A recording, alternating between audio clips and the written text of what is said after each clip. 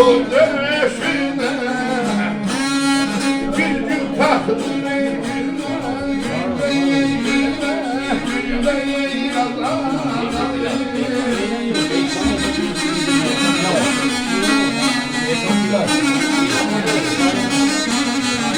Yetiştim yol verebilirim.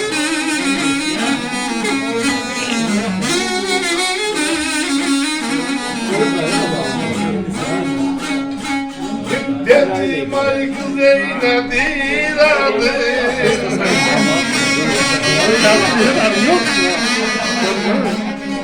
Dermanım ey gözün aydın ey gözün aydın ey gözün aydın.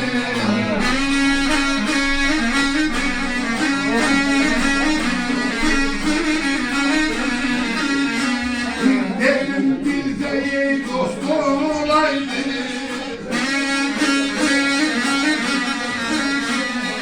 Dönüp bahtı ey gülle, gülle ey gülle, gülle ey kazanı.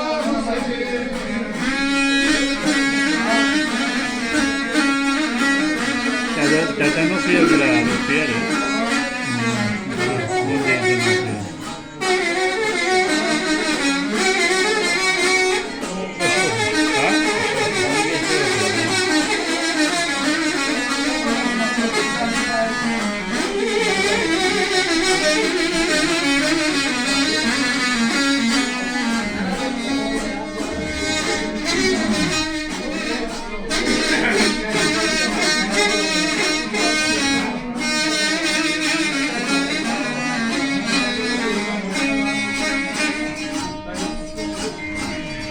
Abala yay dolan diye hil dolandı.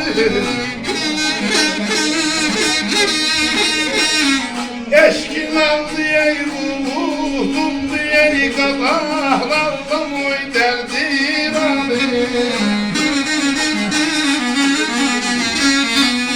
Belli ve derdi damdı.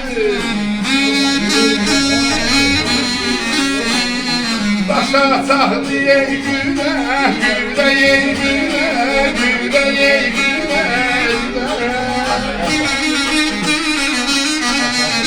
Hadi başa sah diye güle.